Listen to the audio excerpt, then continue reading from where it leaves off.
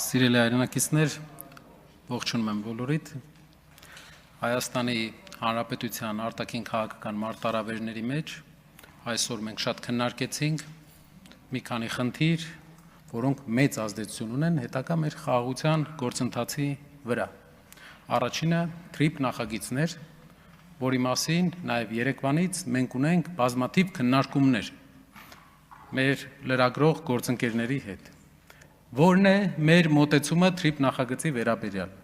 Այս մոտեցումը մենք արտահայտել ենք 6 ամիս առաջվանից, մենք արտահայտել ենք բազում անգամներ, ցավոք մեր գործընկերները չեն լսել, թե ինչ ենք արտահայտել, ինչն է մեր մոտեցումը։ Մենք համարում ենք, որ TRIP նախագիծը, այսինքն Ամերիկայի Միացյալ Նահանգների ներգրավվածությունը առաջացնում է հավելյալ զսպաշապիկ Ադրբեջանի համար։ Մենք մտահոգված ենք, որ չկա ուղիղ երաշխիք, կա տնտեսական ներկայություն, բայց չկա երաշխիք։ Բայց տեսնում ենք, որ Իրանի սահմանից 20 մետր հեռավորության վրա շատ բարդ է ունենալ երկարաժամկետ խաղաղ միջավայր, հաշվի առնելով Բահրեյնի դեպքերը, Քաթարի դեպքերը, Էմիրատների դեպքերը, Ամերիկա-իրանական հարաբերությունների սրությունը եւ մեր հարևան երկրից չունենալ երաշխիքային տրամաբանության աջակցում։ Դուք շատերդ եղել եք Մեղրիում, 20 մետրի վրա Իրանի Իսլամական Հանրապետությունն է, իսկ իրանական պոտենցիալը երբեմն հասնում է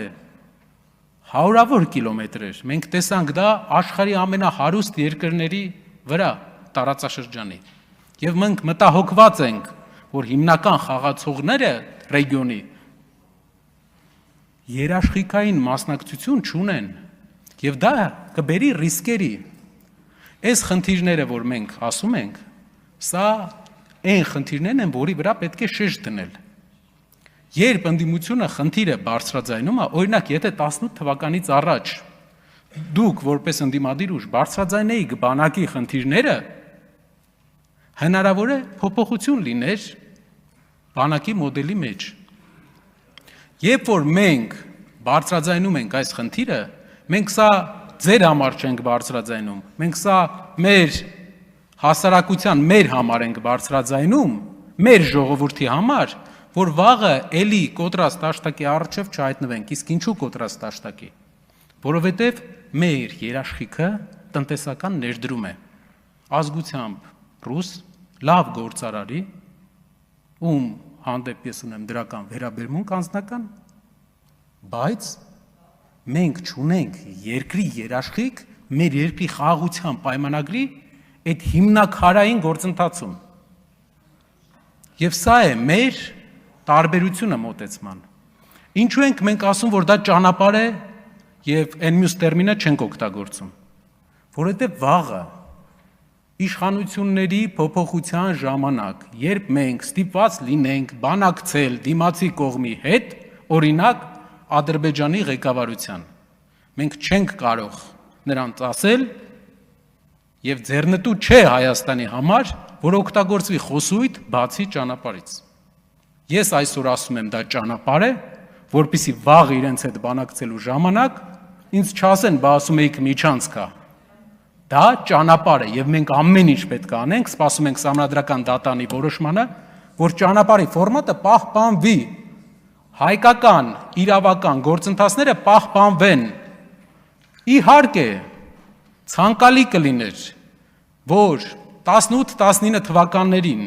սկսած պրոցեսները, որը բերեց սրան, չհասներ սրան։ Իհարկե ցանկալի կլիներ,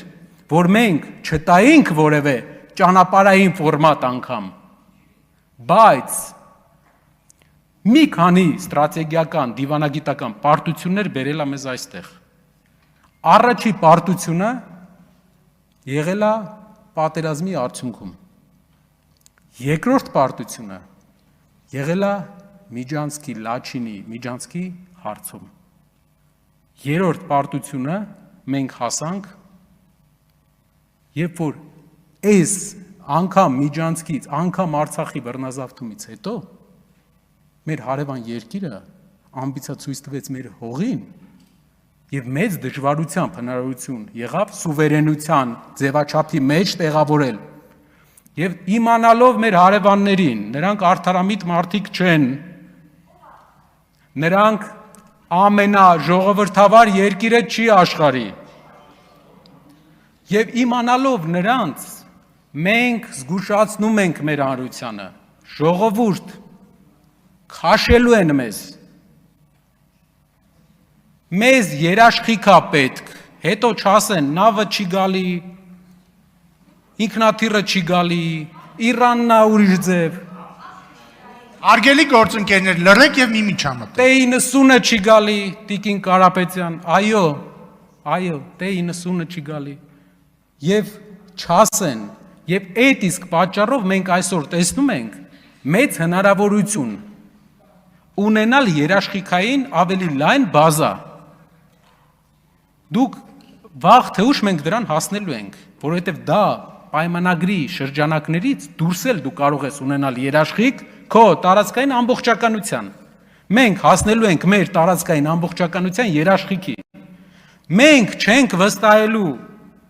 Ադրբեջանի նախագահին, ես չեմ կարա իրան վստահեմ, դուք չեք վստահում իրան։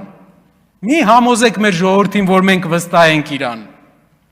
Մեզ երաշխիքներ ա պետք։ Եվ դա է մեր մոտեցումը ու երկարաժամկետ խաղաղության միակ առհավատչան։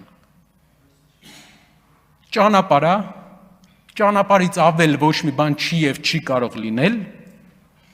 բայց երաշխիքային բազայի ամրապնդումը անխուսափելի է եւ դա մենք երկարաժամկետ եւ միջնաժամկետ պերսպեկտիվայում տեսնելու ենք դրա լուծումների բանալիները։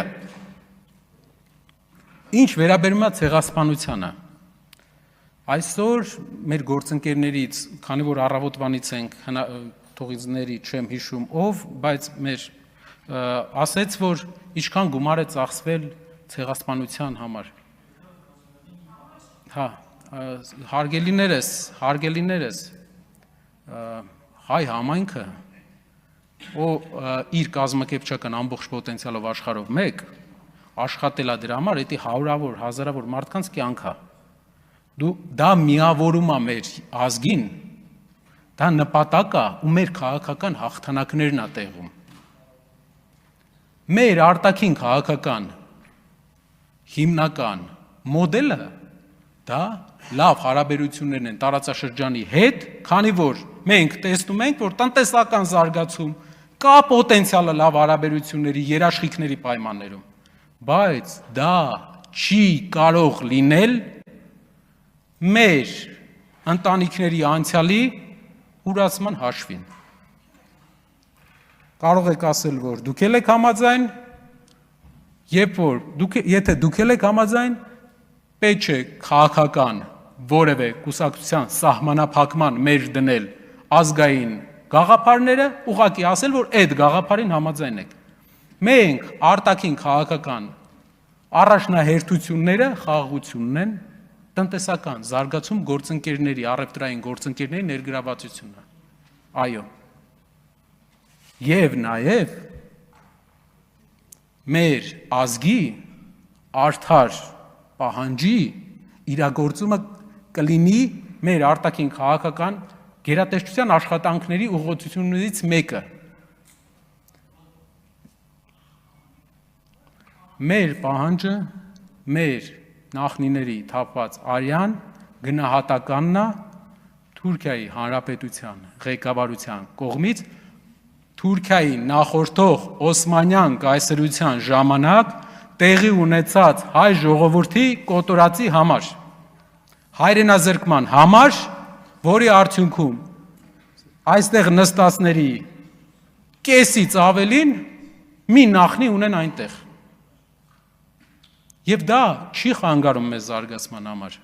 դա օգնում է մեզ իմանալ առաջնահերթությունները։ Տնտեսական մոտեցման մասին կուզենայի տնտեսական քաղաքականության ժամանակ ասել, բայց ցանկանում եմ վստահ լինեք, տնտեսական զարգացում առանց պետական ակտիվ մասնակցության հիմնման փուլում անհնար է, կառավարման մեջ դա կարծում եմ մյուս հնարավորության դեպքում կներկայացնեմ մյուս ելույթի ժամանակ